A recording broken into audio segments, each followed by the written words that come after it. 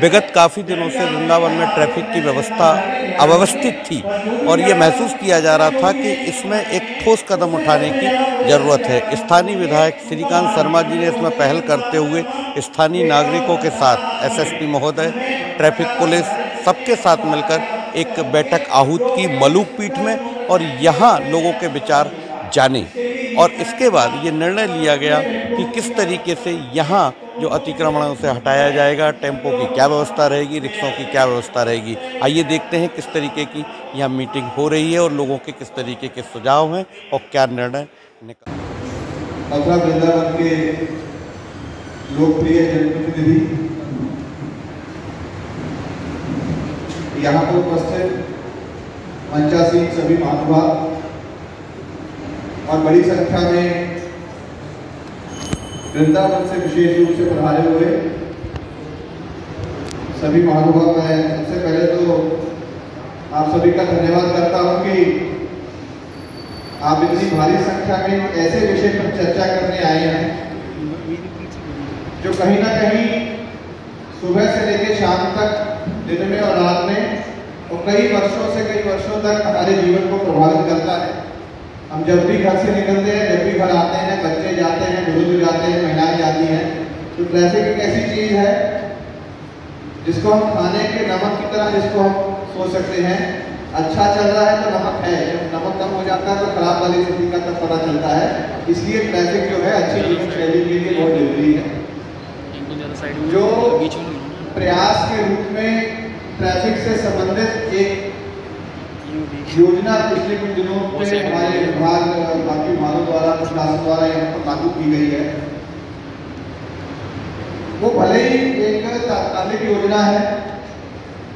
सबसे गंभीर समस्या को सबसे पहले लेकर के कैसे हम उसको सीमित संसाधनों में कितना जल्दी उसको रिलीफ हम लोग दे सकते हैं, उस हिसाब से की गई है। यह स्वाभाविक है कि जब नई कोई योजना लागू की जाती है तो वो 100% हर मुद्दे को हल नहीं कर सकती है, वो हर समस्या का समाधान नहीं हो सकती है, वो हर व्यक्ति को संतुष्ट नहीं कर सकती। इस बात को मानते हुए भी ये लागू करने का प्रयास किया गया है। और दूसरी चीज, लागू करते समय हम लोग 10 लोग बैठे होंगे, 15 लोग बैठे होंगे, लेकिन 15 लोग 100 लोगों से ज्यादा अच्छा नहीं सोच सकते हैं। और जो आप लोग जब इस सुझाव की प्रक्रिया में शामिल होंगे तो ये जो योजना है और अच्छी होगी और बेहतर होगी, क्योंकि हम लागू करने की एक परिस्थिति में हैं और आप वो हैं जो इस चीज को इससे इफेक्टेड है या जो आपके पास आपके संपर्क में लोग आते हैं वो इससे इफेक्टेड है। तो आज जितने भी सुझाव आए हैं सभी सुझावों को बड़े ही जैसे हम कहते हैं खुले मन से हम लोगों ने सुझाव को लिया है। किस हद तक हम सुझावों को लागू कर सकते हैं, कैसे उसको इस प्रक्रिया में सम्मिलित किया जा सकता है और कैसे अब की जो व्यवस्था बनाई गई है उसको और बेहतर कैसे किया जा सकता है, इसमें हम लोग प्रयास करेंगे। लगातार वृंदावन के अंदर तीर्थयात्रियों की संख्या लगातार बढ़ रही है और एक अच्छा प्रयास है। लंबे समय से हम इसी पर काम कर रहे थे कि अधिक से अधिक संख्या में तीर्थयात्री हमारे ब्रज में आवें, हमारे वृंदावन पधारें, हमारे मथुरा में पधारें।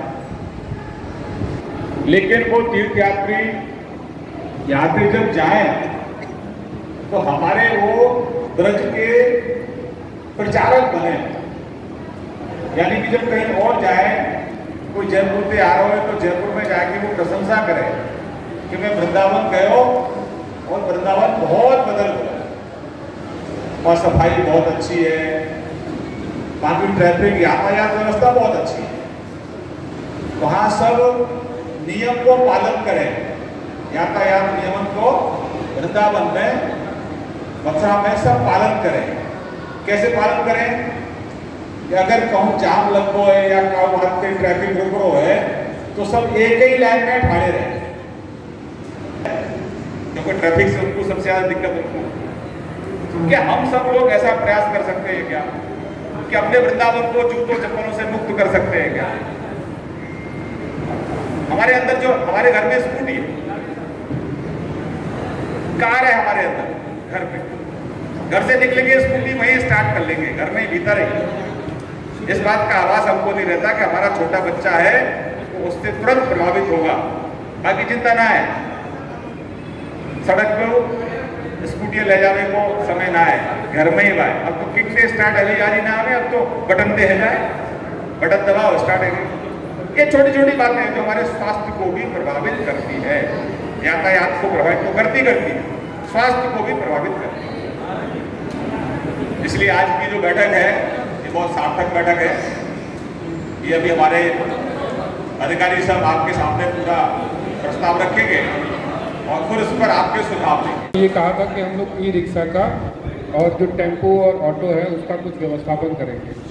इसी के क्रम में MVDA नगर निगम, हमारे SP ट्रैफिक साहब, मैं, हमारे TI साहब और सभी लोगों ने एक कार्य योजना हमने बनाई थी जिसको हम लोग अभी इम्प्लीमेंट कर रहे हैं। मैं उसको संक्षेप में बता रहा हूँ आपको। ये 30 तारीख को हमने डिसाइड किया था। उसके बाद एक हमने 6 या 7 दिन का एक कैंप चलाया था जिसमें ई रिक्शा रजिस्ट्रेशन कराया। तो जैसा कि आप वृंदावन में परिचित हैं, जो भी श्रद्धालु यहाँ आते हैं वो 2 मुख्य मार्ग से आते हैं। एक आपका यमुना एक्सप्रेस वे जो वृंदावन तक से और सौसैया की तरफ आता है, और दूसरा आपका NH-19 जो दिल्ली आगरा हाईवे के नाम से जाना जाता है, उससे लोग आते हैं। इन्हीं दोनों रास्तों से आने वाले श्रद्धालु प्लस एक मथुरा वृंदावन रोड है आपकी जो सौसैया पर टर्मिनेट होती है। तो यहाँ के ट्रैफिक वॉल्यूम का जब हमने स्टडी किया तो ये पाया कि मेन जो समस्या है वो ई रिक्शा और टेम्पो की वजह से है। वो कहीं भी रैंडमली खड़ा कर लेते हैं सवारी को लेकर, सवारी के साथ रुक जाते हैं, जिसकी वजह से पूरी रोड ब्लॉक रहती है। और जो जैसा कि सर ने भी बताया अभी कि जो हमारा परिक्रमा मार्ग है उसमें गणपति और सामान्य परिक्रमा के लिए जो श्रद्धालु आते हैं उनको भी ई रिक्शा के द्वारा चोट लगना या फिर गाड़ियों के द्वारा चोट लगना, इस तरह की घटनाएं होती हैं। इन सबको अवॉइड करने के लिए हमने जो प्लान बनाया था उसमें मेन परिकल्पना यही थी कि परिक्रमा मार्ग पे कम से कम ट्रैफिक जाए। तो पहला एक डिसीजन ये हुआ कि जो टेम्पो और ऑटो हैं उनको हम वृंदावन की जो परिधि है उसको एक मिनिमम डिस्टेंस पे रोक दें। तो जिसमें जो भी टेम्पो छठेकरा की तरफ से आते हैं उनको हमने प्रयास किया कि प्रियाकांत जो मंदिर है हमारा वहाँ तक वो श्रद्धालुओं को लेकर आएँ। उसके बाद फिर हम लोग ई रिक्शा से उनको आगे बढ़ाएंगे। और जो लोग वृंदावन तक से या फिर मथुरा की तरफ से टेम्पो या ऑटो से आते हैं उन लोगों को सौसैया तक टेम्पो से आने दिया जाए। उसके बाद फिर हम लोग ई रिक्शा उनको प्रोवाइड करेंगे। तो टेम्पो और उसका प्रवेश अंदर बंद कर दिया गया, जिसके क्रम में आपने देखा होगा अंदर काफ़ी ट्रैफिक में बहुत ही मेरे हिसाब से आप लोग की सहमत होंगे बहुत ही अच्छा इजाफा होगा। अब चूँकि टेम्पो से जो श्रद्धालुओं को उतार गया तो उसको हम लोग क्या सुविधा दे सकते थे, इसके लिए फिर हमने 6 रूट यहाँ पर बनाए थे ई रिक्शा के लिए। वृंदावन की ट्रैफिक व्यवस्था बहुत अच्छी हो उसको लेकर लगातार हमारी यहाँ SSP मथुरा की अध्यक्षता में एक टीम काम कर रही है और उसके परिणाम भी बहुत सुखद मिले हैं। आज एक संवाद का कार्यक्रम हमने यहाँ शुरू किया है, सवाल वृंदावन वासियों के और जवाब हमारी ट्रैफिक पुलिस के, संवाद से समाधान, ऐसा करके एक प्रयास है हमारा। बहुत सारे विषय आज आए कि श्रद्धालु को कोई असुविधा ना हो, उसके लिए परिक्रमा मार्ग को हम लोग कैसे ट्रैफिक से फ्री कर सकते हैं। एक बहुत बड़ा विषय है, जब मंदिर खुला है उस समय परिक्रमा मार्ग में मंदिर के रास्ते में कहीं कोई गाड़ी पार्क ना हो, इस पर हम लोग काम कर रहे हैं। और मथुरा वासियों को वृंदावन आने में, बाकी श्रद्धालुओं को आने में कोई असुविधा ना हो, उसको लेकर एक बड़ा खाका तैयार हुआ है। 1 महीने के बाद पुनः हम लोग बैठेंगे। आज जो सवाल आए हैं कुछ के जवाब दिए गए हैं, कुछ पर चिंतन मनन करेंगे और उसका समाधान निकालेंगे। आने वाले समय में आप देखेंगे सभी बसेस के अंदर कहाँ से कहाँ तक का कितना किराया ये सुनिश्चित है। बस वो जो किराए की जो सूची है वो उस बस के अंदर चस्पा कर दी जाएगी। इसी तरह से जो हमारे ई रिक्शा हैं वो भी किसी से अधिक पैसे ना ले सकें, उनका भी उस पर रेट चस्पा होगा। टेम्पो पर भी रेट चस्पा होगा। पूरी तरह से पारदर्शी व्यवस्था रहेगी जिससे कहीं कोई किसी भी तीर्थयात्री को कहीं कोई उत्पीड़न ना हो, ऐसा प्रयास सरकार का रहेगा।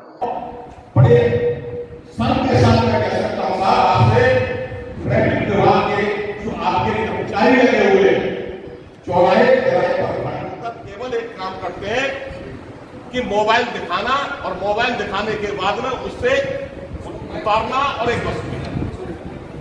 स्पष्ट रूप से ये बात मैं कहना चाहता हूं कि वो लोग व्यवस्था को देखने की बजाय वो ट्रैफिक का एक ही सूत्री कार्यक्रम है कि जेब से मोबाइल निकालना और गाड़ी के सामने खड़ी कर देना, और गाड़ी के सामने जब मोबाइल को खड़ी कर देंगे तो उनके पास केवल एक सूत्री कार्यक्रम रहता है कि 2000 दे, 4000 का चालान है कि 5000 का चालान।